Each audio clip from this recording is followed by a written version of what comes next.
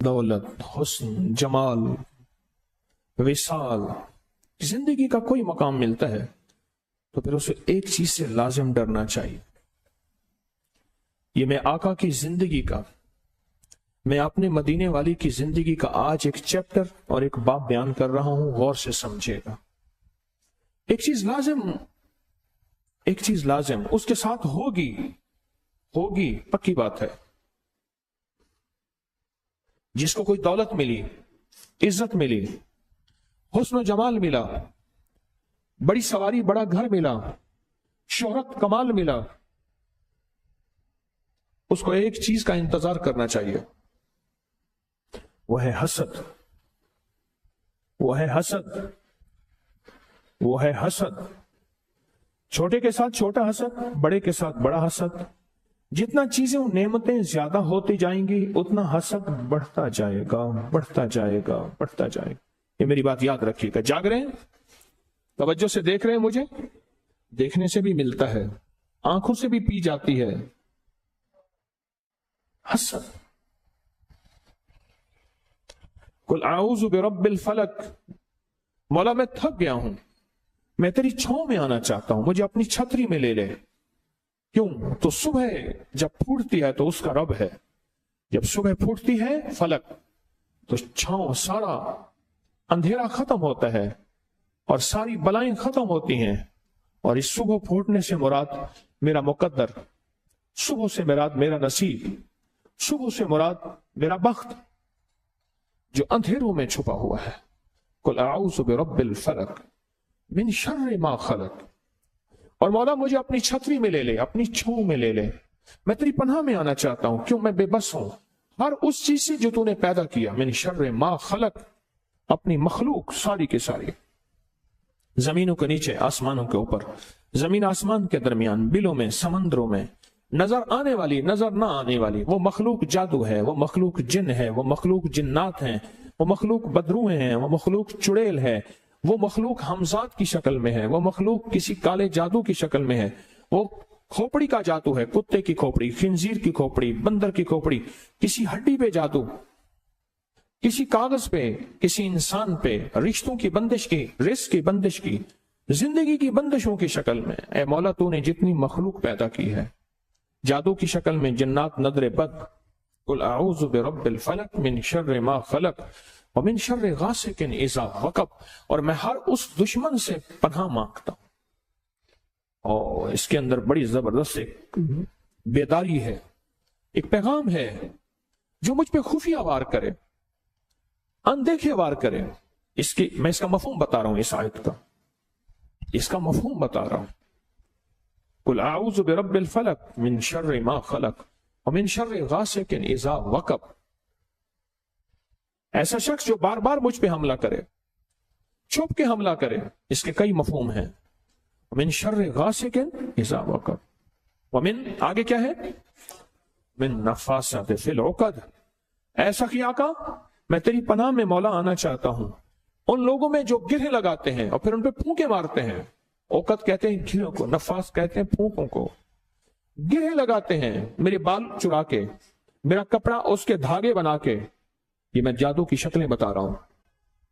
मेरे नाखून के ऊपर मेरे बाल से गिरह लगाते हैं, मेरे कपड़े के जरिए से किसी बने हुए पुतले पे गिरह लगाते हैं। मेरे पास तो केस रोज आते हैं ना, जिंदगी का एक मेरा पूरा हिस्सा, जिंदगी का एक मेरा पूरा हिस्सा इसी जिंदगी में गुजर गया।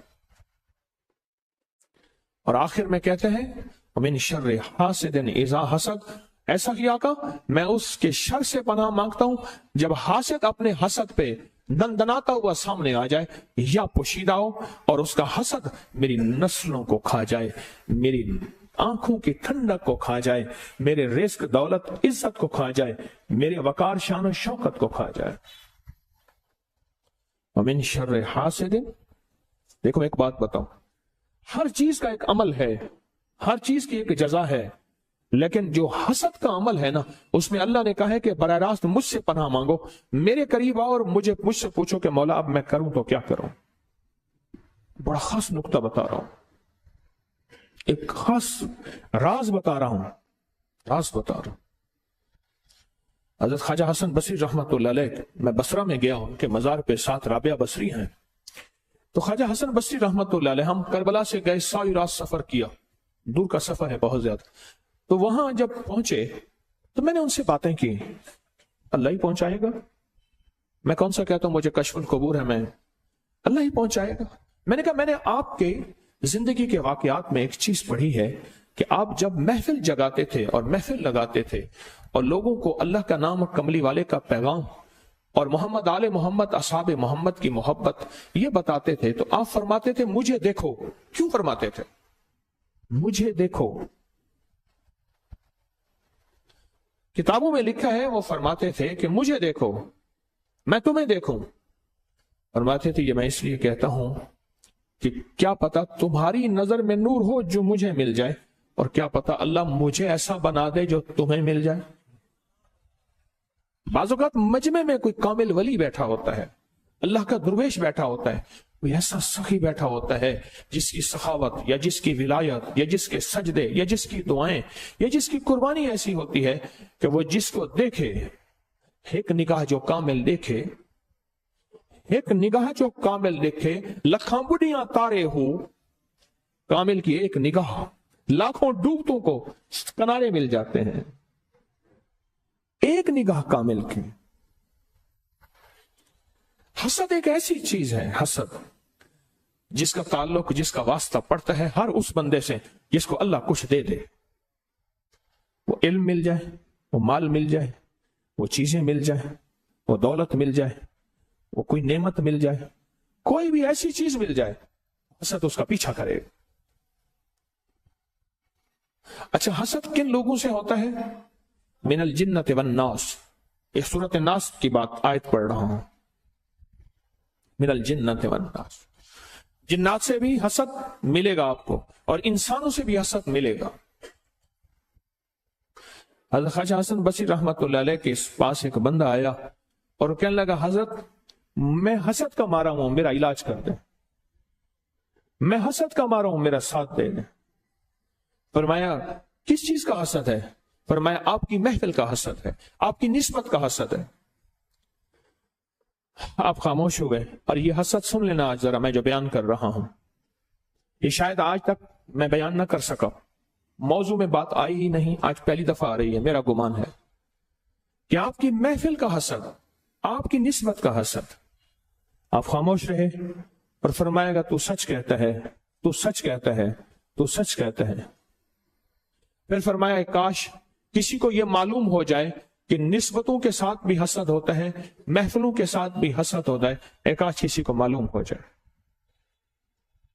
اور پھر اپنے بیان میں ایک بات فرمائی پوری انسانیت کے لیے اور قیامت تک آنے والوں کے لیے.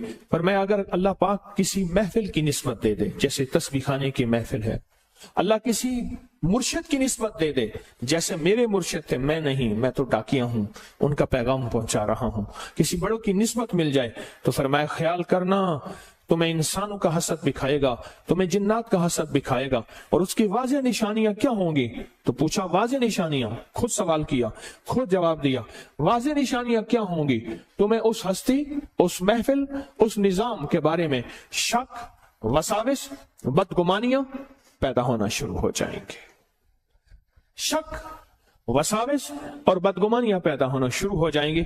سمجھ لو کہ میرے ساتھ حسد شروع ہو رہا ہے. بس شک، وساوس، بدگمانیاں پیدا ہونا شروع ہو جائیں گے. میرے ساتھ حسد شروع ہو گیا. میرے آقا سرور کونین صلی اللہ تعالی علیہ وسلم کے ساتھ جو وار ہوئے تھے، قاتلانہ حملے ہوئے، میرے حضور کی سیکیورٹی گارڈ تھے، حضور کی سیکیورٹی کرتے تھے. ایک وقت آیا کہ اللہ پاک نے فرمایا میرے حبیب ہم خود آپ کی حفاظت میں آ گئے ہیں، آپ اپنے سیکیورٹی گارڈ چھوڑ دیں. اس لیے قیامت تک وہ شخصیات جن کی سیکیورٹی گارڈ یا حفاظت کا نظام ہوتا ہے ان پہ ہم اعتراض نہ کریں، کیونکہ میرے حضور کے لیے بھی تھے اور ایسا کرنا جائز ہے، ایسا کرنا جائز ہے، اعتراض نہ کریں. جب حسد بڑھ جاتا ہے تو انہوں نے ہر وار کیا، مشرکین مکہ نے ہر وار کیے. جب حسد انتہا پہ پہنچا، آخری وار جادو کا تھا اور انہوں نے کیا اور جی بھر کے کیا. ایک شخص تھا، اس نے 2 عورتوں کو لگایا اور ایک روایت میں ہے 2 بیٹیاں تھیں دونوں، اور ان سے کہا کہ مجھے یہ شخص یعنی محمد صلی اللہ علیہ وسلم، ان کو سکون نہیں مل چاہیے، ان کو راحت نہیں چاہیے، مجھے یہ شخص سکون میں نہیں چاہیے. اور حضور کے بارے میں یہ، اور پھر ان دو عورتوں نے ایسا جادو کیا، ایسا جادو کیا، ایسا جادو کیا. تاریخ بتاتی ہے کہ وہ جادو تھا اور ہر دور میں ہوگا، ہر دور میں ہوگا. حسد کے ساتھ جادو چپکا ہوا ہے، حسد کے ساتھ جادو لگا ہوا ہے. دیکھو، نظر میں اثر ہے. ماں کی محبت کی نظر بچے پہ پڑتی ہے، روتا بچہ، سسکتا بچہ سکون میں آتا ہے. اور کینے کی نظر میں اثر ہے، بغض کی نظر میں اثر ہے، بدگمانی حسد کی نظر میں اثر ہے. یاد رکھیے گا، نظر میں اثر. یہ بتائیں، بلا بھوکا ہو اور گوشت ننگا ہو، پھر وہ چھوڑ دے گا؟ بلا بھوکا ہو اور گوشت ننگا ہو، چھوڑ دے گا؟ جنات کی نظریں ننگے گوشت پر، اور جنات کبھی نہیں چھوڑتے. پھر کیا ہوتا ہے؟ پھر طرح طرح کی بیماریاں، طرح طرح کی تکلیفیں، ڈپریشن، ٹینشن، انزائٹی، جھگڑے، ضد، طلاقیں، مسائل، مشکلات گھروں میں شروع ہوتے ہیں. وہ اصل میں جنات کی ننگے گوشت پہ نظر پڑی ہے. یہ بات کسی کو اگر سمجھ آ جائے تو. ہاں، حسد ہے، اور بہت زیادہ ہے، بہت زیادہ حسد ہے. ساسانی قبیلہ ایک بہت بڑا قبیلہ ہے، اس کے بادشاہ ہیں. میں سمرقند میں ان کے مزار پہ گیا. بہت بڑے بادشاہ ہیں. ان کی کنیزیں تھیں، خادمائیں تھیں محل میں. ایک کنیز جس کا حسن و جمال مشہور تھا، اور اس کے اندر صفات بھی بہت زیادہ تھیں، صفات بھی بہت زیادہ تھیں. اچانک بے ہوش ہو گئے، اور اتنا بے ہوش رہی کہ 5 راتیں گزر گئیں، اس کا ہوش نہ آئے. معالج سب تھک گئے، سب لوگ تھک گئے، اس کا ہوش نہ آئے. آخرکار ایک درویش آئے، انہوں نے اس کی چھوٹی انگلی پکڑ کے اس کا ناخن دبایا. اس کا ناخن دبانے کے بعد چھوڑا، پھر دبایا، پھر چھوڑا، پھر دبایا، پھر چھوڑا. تو فرمایا، اوہ، اس کو حسد کھا گیا، اس کو حسد کھا گیا. تو پوچھا، اس کا علاج کیا ہے؟ کہ موت. اس کا علاج صرف موت ہے. اور اسی بے ہوشی میں اس کے اندر کچھ نہیں جائے گا. ڈرپوں کا دور تو تھا نہیں، گلے میں نالی ڈال کے غذا دینے کا دور تو تھا نہیں. ہر دور اس کے منہ میں غذائیں ڈال رہے تھے، لیکوڈ جو بھی ہے اس کے اندر جا رہی تھیں، جس کی وجہ سے 5 دن کی اس کی نبضیں چل رہی تھیں. لیکن یہ غذائیں کب تک؟ فرمایا، حسد اس کو کھا گیا. پھر فرمایا، ایسا کرو، اس کے ارد گرد بڑے گوشت کو اکٹھا کرو اور جانوروں کو ذبح کرو، اور اتنا جانور ذبح ہو کہ اس کے، آپ نے دیکھا ہوگا جانور کو نا ذبح کرتے ہوئے اس کی لہو سے، اس کے خون سے ایک خاص قسم کی بو اٹھتی ہے. خون کی بھی ایک بو ہوتی ہے ابتدائی، بعد میں خون کی بو بدل جاتی ہے، وہ اور بو ہوتی ہے، وہ بدبو ہوتی ہے. بعد میں کیا ہوتی ہے؟ بدبو ہوتی ہے، اور پہلے ایک بو ہوتی ہے. فرمایا، اس کے ارد گرد جمع کرو. اور وہ جمع کیے گئے، حتیٰ کہ اس کے ارد گرد اتنے جانور ذبح کیے گئے کہ اس کا جسم کا نیچے کا حصہ سارا خون سے بھر گیا. چاروں طرف جانور ذبح کیے گئے، اور اس کو کسی ایسی ڈھلوان کی جگہ پہ سلایا گیا جہاں خون جانور کا بہہ کے اس کے جسم کی طرف آئے. اتنے جانور ذبح کیے گئے کہ اس کا سارا جسم خون، اس کا نیچے والا حصہ ایسے ہے جیسے ابھی کچھ دیر کے بعد یہ خون میں تیرنا شروع کر دے گی. اتنا خون، اتنا خون. اور پھر یہ آیت کو مسلسل پڑھا گیا، قل اعوذ برب الفلق من شر ما خلق ومن شر غاسق اذا وقب ومن شر النفاثات فی العقد. اور اس آیت کو ومن شر حاسد اذا حسد ومن شر حاسد اذا حسد ومن شر حاسد، اس کو مسلسل تکرار کے ساتھ پڑھا گیا اتنا اتنا اتنا اتنا اتنا کہ ہر بندے کی سانس پھول گئی اور بے کلی اور جسم کی کیفیتیں بدل گئیں. اور یہی اللہ کو مطلوب ہے. جب دعاؤں میں بندہ ڈوب جائے وہیں عرشوں سے فیصلے ہوتے ہیں. ڈوب جائے وہیں عرشوں سے فیصلے ہوتے ہیں. اور اس کے بعد اس کو ہوش آیا. پوچھا کیا تھا؟ کہاں میں بیٹھی تھی، ایک ریچھ آیا اور آ کے نا اس نے میرے منہ کے ساتھ منہ ملایا اور میرے اندر سے کچھ کھینچا تو بس اس کے بعد میں بے ہوشی میں چلی گئی. اور کہا جب ہوش آیا تو کچھ محسوس ہوا.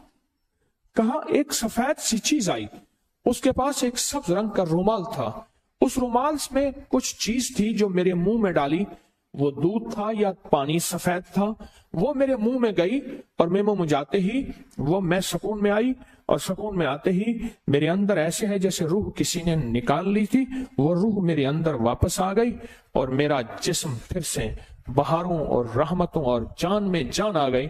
تو شیخ نے بتایا، وہ جو بزرگ تھے جنہوں نے یہ عمل کیا تھا، فرمایا اصل میں یہ تھا کہ اس کے اندر کی جو جان تھی، جسم کی، روح کی وہ جان تھی، وہ چیز اس نے اس کو نکالا. اب جسم رہا اور سانسیں رہیں اور اس نے اس کو کھینچا اور یہ جو نور ہے اس نے وہ چیز اس کو واپس لا کے دی. اور پوچھا یہ نور کس کا ہے؟ کہا اس آیت کا ہے، من شر حاسد. راجہ حسن بصری رحمت اللہ علیہ نے اس بندے سے کہا تو کیا سمجھتا ہے کہ تجھ پہ نظر بد نہیں لگے گی، تجھ پہ حسد نہیں ہوگا؟ کیوں؟ میری محفل میں آنے کی وجہ سے تو مالدار ہو گیا ہے. اور یہ میں آپ ہر سب کو کہہ رہا ہوں جس کو اللہ نے تسبیح خانے کی سچی راہیں دکھائی ہیں. خیال کرنا حسد ہوگا، وہ چاہے انسانوں کا ہو یا جنات کا ہو. انسان بدگمانیاں ڈالے، شک ڈالے، وسوسے ڈالے، یا اندر کوئی بے ساختہ بدگمانیاں، شک اور وسوسے آئیں، حسد ہوگا ہر اس پہ جس کے پاس کچھ ہے. دنیا کی مال و دولت ہے، روحانیت کا مالدار بن گیا ہے، تسبیح وظیفے کا مالدار بن گیا ہے. وہ مال و دولت حسن و جمال کے ساتھ ہے، اقتدار ہے، عہدہ ہے، بڑی سواری، بڑا گھر ہے، نامور ہے، کوئی بھی چیز ہے، حسد ہوگا. یہ لکھ لیں، اس حسد نے انبیاء کو معاف نہیں کیا. حاسدین نے نبوت کو نہیں دیکھا کہ نبی علیہ الصلوۃ والسلام جیسی ہستی اس کے بھی انہوں نے. میں آپ کون ہیں؟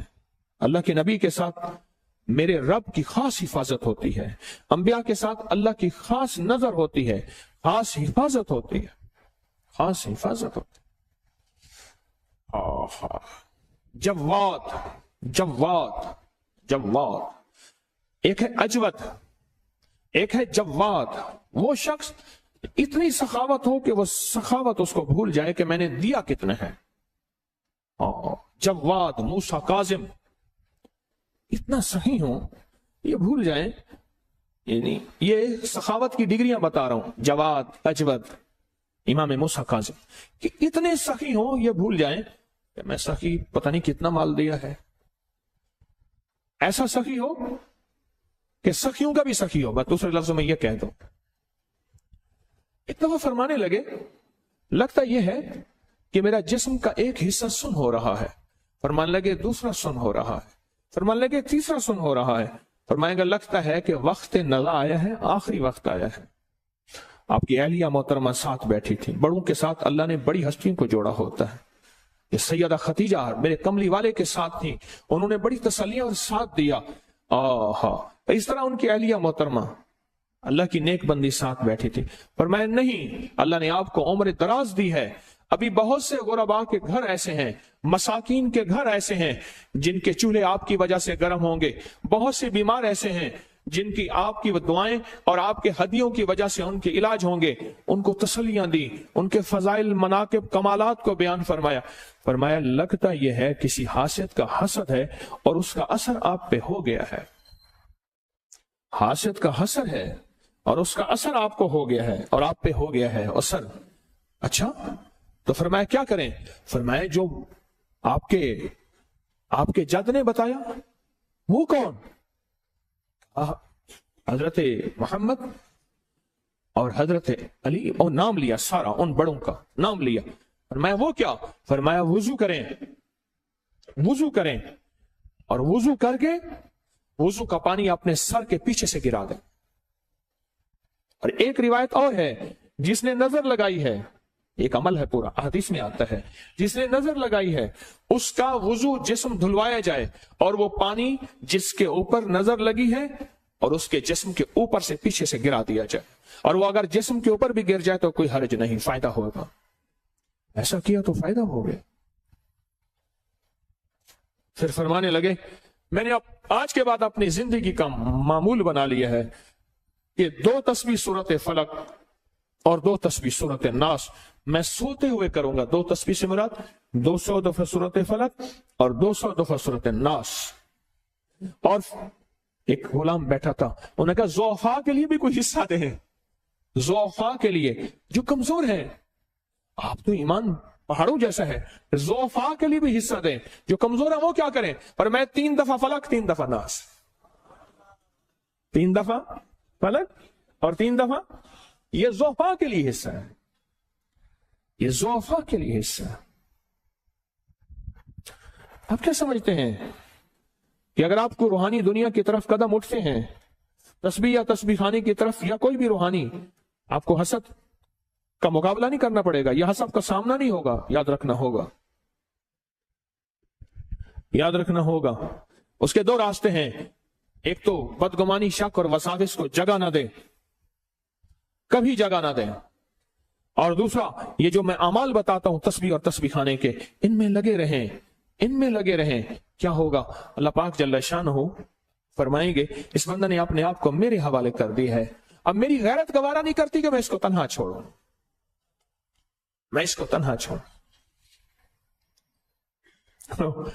وہ ایک ہمارے والد صاحب رحمۃ اللہ علیہ کے مالی تھے، وہ ایک واقعہ سناتے تھے کہ جی فلاں بندہ تھا، وہ بڑی کشتیاں کھیلتا اور لوگوں کو چیلنج کرتا تھا، آؤ میرے ساتھ تو میں ایسا میں گراؤں گا، ایسا گراؤں گا کہ عبرت بنا دوں گا. اور جب کشتی شروع کرتا تھا، کبڈی کشتی، دیکھتا تھا نا جو طاقتور بندہ ہے، طاقتور بندہ ہے، خود ہی گر جاتا تھا، اور گرنے کے بعد اوپر ہاتھ کرتا تھا، ساری باس ہے، ساری باس، ہماری بس ہے، ہماری بس ہے. اوپر سے خود بخود پہلے ہی ہاتھ کر لیتا تھا، میری بس ہے. کہیں نہ ہو کہ ہڈیاں 2-4 توڑوا کے بیٹھ جاؤں اور یہ جو تھوڑی بہت بات بنی ہوئی ہے یہی ساری ختم ہو جائے. میں پہلے ہی کہہ دوں کہ مولا میری بس ہے. قل اعوذ برب الناس، بس مولا کل کہتے ہیں، اعوذ کہتے ہیں. اعوذ اصل میں کہتے ہیں، اعوذ بتاؤں کس کو کہتے ہیں؟ جب بندہ سخت دھوپ ہو اور ایک بدلی ہو، وہاں ٹھنڈی چھاؤں ہو اور اس بدلی کی چھاؤں میں آ جائے، ٹھیک، اس کو اعوذ کہتے ہیں. اور جہاں بارش ہو اور سخت سردی ہو اور بارش میں میرا جسم بھیگ بھی جائے گا اور وہ بیمار بھی کر دے گا، اور مجھے کوئی سائبان مل جائے اور میں اس سائبان کے نیچے آ جاؤں، تو اس کو اعوذ کہتے ہیں. اس کو کیا کہتے ہیں؟ اعوذ. اور پتھروں کی بارش ہو رہی ہو اور میرے پاس ڈھال ہو ایسی جو میرے جسم کو ڈھانک دے، اس کو اعوذ کہتے ہیں. پہلے دور میں نا منجنیق گولے پھینکتے تھے، میں نے دمشق میں اس دن دیکھی، ابھی میں شام میں گیا تو وہ گولے پھینکتے تھے، آگ کے گولے ہوتے تھے، دشمنوں پہ گولے، قلعے کے اندر گولے پھینکتے تھے. اور میرے پاس کوئی ایسی طاقتور ترین لوہے کی چھتری ہو، گولے گرے میرے سر پہ پر دور جا گرے، مجھے کچھ بھی نہ ہو، یہ اعوذ کے معنی میں آتا ہے. اور پھر گلاب کا عرق ہو اور ایک تالاب ہو اور میں گلاب کے عرق کے تالاب میں نہاؤں، اور اس کے بعد پھر مجھے کوئی میل، کچیل، بدبو، غلاظت، خباثت، نجاست نہ لگے، اور میرا جسم کا رواں رواں گلاب کے عرق میں مہکے، اور وہ جو غلاظت نجاست سے بچوں، اس کو تعوذ کہتے ہیں. اعوذ کہتے ہیں. یہ مفہوم بیان کر رہا ہوں، مفہوم. اعوذ کہتے ہیں. اور پھر انسان کوئی مقابلہ کرے اور دیکھے کہ میں مقابلے میں بے بس ہوں، جیسے وہ پہلوان کرتا تھا، اور فوراً اپنے آپ کو کسی طاقتور کے سپرد کر دے کہ اب میں آپ کے سپرد ہوں، آپ میرے مقابلے میں میرا ساتھ دیں، اس کو اعوذ کہتے ہیں. قل اعوذ برب الناس مالک الناس. تو مالک ہے، تو رب ہے، الہ ہے، الہ الناس. اللہ کی تعریفیں کر رہا. سنو غور سے. قل اعوذ برب الناس، رب الناس ایک، مالک الناس، الہ الناس. یہ اللہ کی حمد بیان کر رہا. مولا مجھے پتا ہے تو رب بھی ہے، تو مالک بھی ہے، تو الہ بھی ہے. اللہ پاک فرماتے ہیں بندہ چاہتا کیا ہے، میری تعریفیں کیوں کر رہا؟ تو اللہ پاک نے خود اس کا راستہ دیا. رب الناس مالک الناس الہ الناس من شر الوسواس الخناس. ایسے خناس، خناس کہتے ہیں پیچھے سے حملہ کرنے والا، بار بار حملہ کرنے والا. یہ حیدر کرار، کرار اسے کہتے ہیں پلٹ کے حملہ کرنے والا، اور پلٹ پلٹ کے حملہ کرنے والا، وار کرنے والا، اور ایسا وار کرنے والا جس کا ہر وار کامیاب ہو. کرار کے معنی یہ ہے، کرار کے معنی یہ ہے. اور فاتح کو کہتے ہیں کرار، حیدر کرار. خناس چھپ کے حملہ کرنے والا. اور من الجنت الذی یوسوس فی صدور الناس. ہاں وہ میرے دلوں کو پلٹ رہا ہے، میرے دلوں کے اندر وسوسے، شک، بدگمانیاں ڈال رہا ہے، روح کی دنیا کے بارے میں، من کی دنیا کے بارے میں، اور سچی محفلوں میں جاتا ہوں اس کے بارے میں. میرے دلوں میں وسوسے ڈال رہا ہے. من الجنت والناس، وہ جنوں میں سے بھی ہے اور انسانوں میں سے بھی ہے. اور جن سے مراد نظر نہ آنے والے وسوسے، دل میں اٹھنے والے شک، وسوسے، خیالات، بدگمانیاں. اور ناس کے معنی کوئی بندہ ایسا مل جائے، اوے کہاں پھنس گیا، کہاں چلا گیا، تیرا آج تک کوئی کام بنا بھی ہے. آپ کہیں کہ میرے ساتھ حسد نہیں ہوگا. پھر میری ایک منت ہے، اگر آپ کو اللہ نے کچھ نوازا ہے زندگی میں، کچھ نوازا ہے نا، تو پھر اپنے ساتھ ہتھیار ساتھ رکھیں، مسلح، اپنے ساتھ طاقتور چیزیں ساتھ رکھیں، اپنے ساتھ رکھیں. ایسی چیزیں ہوں جو آپ کی حفاظت کریں، آپ کی حفاظت کریں. یاد رکھیے گا، بلٹ پروف گاڑی حسد کا علاج نہیں ہے، گن مین حسد کا علاج نہیں ہے، جسم کا علاج ہے. بلٹ پروف گاڑی، تھال، تلوار، خنجر، تیر حسد کا علاج نہیں، حسد کا علاج نہیں، بالکل نہیں ہے.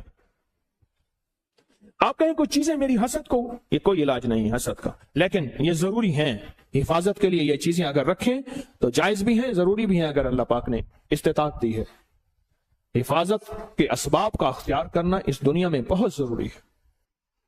آسمانی نظام ہے، اس کا علاج حسد. زمینی نظام میں حسد کا علاج نہیں ہے. کیوں؟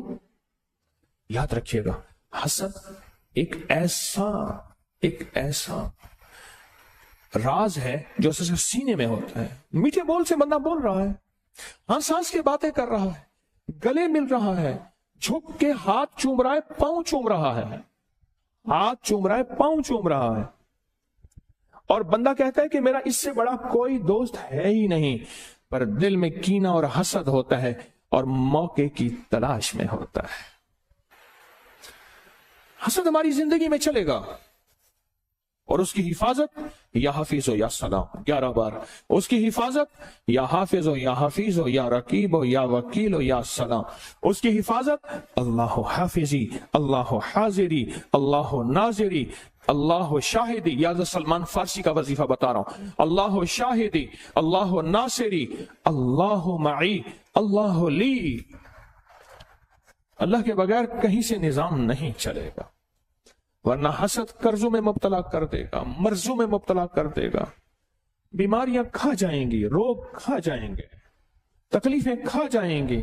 زندگی کا سانس، ایک دکھ ختم نہیں ہوگا دوسرا ختم نہیں ہوگا تیسرا، اور زندگی میں مسائل مشکلات میں ایسا الجھے گا بیچارہ، ایسا الجھے. ایک صاحب میرے پاس آتے ہیں، ایک وقت تھا کہ اس ملک کے نامور انسان تھے، رازداری میرا شعبہ ہے، میں کسی کا نام نہیں لے سکتا. حسد ہوا. پہلے تو اس کو سمجھتے رہے کہ میرے پاس حالات ہیں، کاروبار تھے، ملیں تھیں، ختم ہوتی گئے، کاروبار ختم ہوتے گئے. پھر عزت پہ حسد ہوا، پھر وقار پہ حسد ہوا، پھر شہرت پہ حسد ہوا، پھر جسم پہ حسد ہوا. اور ایک وقت یہ آیا کہ وہ زندگی کی ہر چیز ہار گیا, زندگی کی ہر چیز ٹوٹ گئی اور ہر چیز چھن گئی, کچھ باقی نہ بچا. حسد کھا گیا.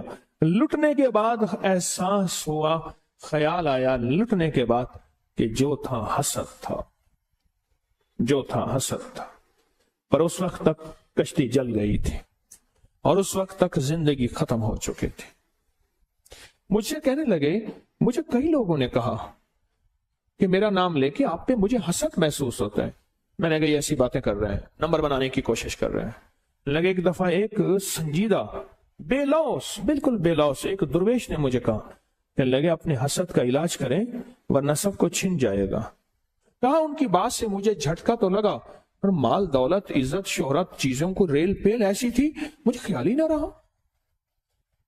میرے اوپر استقبال کی دنیا ایسی تھی, دولت کی دنیا ایسی تھی, اقتدار کی دنیا میرے پاس چیزیں ہے, مجھے خیال ہی نہ رہا کہ میں بس ٹھیک ہے. پر جب جھٹکا لگا نا, جب لٹ گیا سب کچھ تو جینے کا خیال آیا. جھٹکا لگا, ہر چیز مجھ سے لٹ گئی, احساس ہوا کہ بس اب زہر اپنا اثر کر گیا ہے. پر بس زہر جب اثر کر جائے پھر قسمت والے بچتے ہیں, یہ حقیقت ہے. اب بات ذرا سننے کی ہے جو آپ کو میں سنانا چاہوں گا, غور سے سنیے گا. ان شر حاسد اذا حسد, حسد کا شر ہوتا ہے, حاسد کا شر ہوتا ہے. وہ چاہے بظاہر مسکراہٹ میں ہو, آپ کو کھانے کھلا رہا, آپ کو ہدیہ دے رہا, آپ کو مال چیزیں دے رہا, اس کے اندر حسد پل رہا ہوتا ہے, اس کے اندر کینہ پل رہا ہوتا ہے, اس کے اندر بغض بیدار ہوتا ہے, اور اس کے اندر کا انتقام کھولتا ہے. وہ چاہے بہترین گفتگو کی شکل میں ہو یا مال چیزوں کی شکل میں.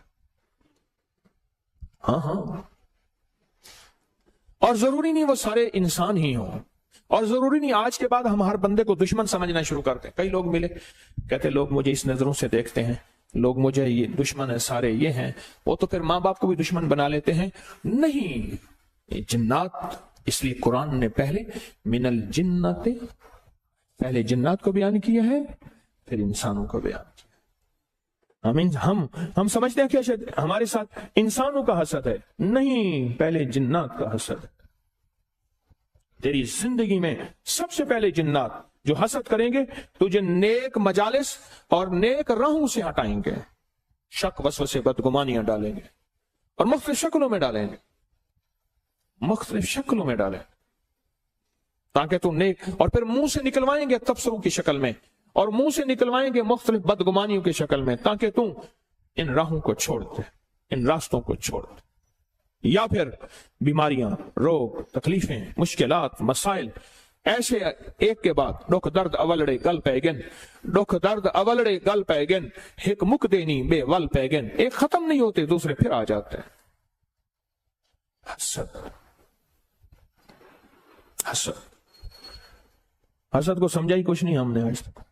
میرا اللہ کہتا ہے کہ صرف میری پناہ میں آؤ گے تو اس کا علاج ہے, اس کے علاوہ میری پناہ کے علاوہ اس کا علاج ہی نہیں ہے دنیا میں. جو تو دنیا کی آخری, مائیکل جیکسن اس نے کہا کہ میں موت کا ہر تدبیر کروں گا, انہوں نے کہا موت کو میں شکست دینے کی ہر تدبیر کروں گا, اور اس نے موت کو شکست دینے کی ہر تدبیر کی, موت کو شکست دینے کی ہر تدبیر کی, اور موت کو شکست نہ دے سکا, حتیٰ کہ فطری زندگی بھی نہ پا سکا, مختصر زندگی میں یوں چلا گیا. زندگی میں جس چیز کو شکست دینی ہے اس کے آلات ہیں, اس کی چیزیں ہیں, پر یاد رکھیے گا حسد کو ہم شکست نہیں دے سکتے, حسد ہمارے بس میں نہیں ہے. گاڑی کا شیشہ اونچا کریں گے, دھول مٹی سے, سردی گرمی سے بچ سکیں گے, پر یہ گاڑی کا اونچا شیشہ آپ کہیں آپ کو حسد سے بچا دیں, بھول ہے آپ کی. کہتا ہوں اپنی کوئی بھی محبوب چیز دیکھو تو فوراً پڑھو بسم اللہ ماشاء اللہ لا قوت الا باللہ, اس میں لا حول ولا نہیں ہے, خیال کرنا, جہاں جو لفظ ہے وہی لفظ ہے. بسم اللہ ماشاء اللہ لا قوت, کوئی محبوب چیز, اپنی کوئی محبوب چیز, گاڑی ہے,